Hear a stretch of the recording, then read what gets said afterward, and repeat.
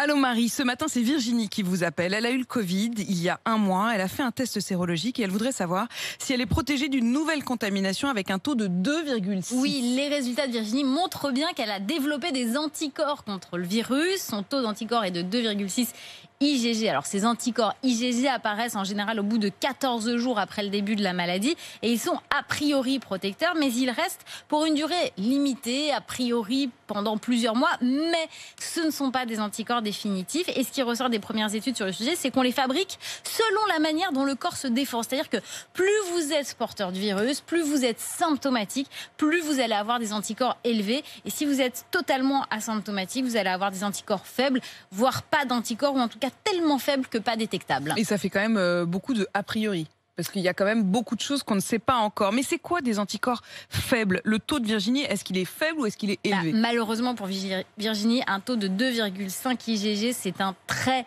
faible taux, sachant que le seuil de détection est entre 1 et 1,5 IgG. Donc en deçà de ces taux, on peut carrément plus rien détecter. On n'a pas assez de recul pour savoir exactement à partir de quel taux on est protégé. Si c'est 20, 30, 40, 50, on estime, les laborantins que j'ai appelés estiment qu'un bon taux d'anticorps qui protège pendant plusieurs mois est plutôt autour de 150 on est loin, là. IgG. Donc pour prendre une comparaison, par exemple, on considère que pour la rubéole, on doit avoir un taux au moins de 20 ou 30 IgG pour être protégé. En dessous de 5, on n'est carrément pas immunisé du tout. Donc à 2,6, on est obligé de dire que Virginie a des anticorps, mais on ne peut absolument pas dire qu'elle est protégée. Est-ce que vous savez ce que ça veut dire IgG?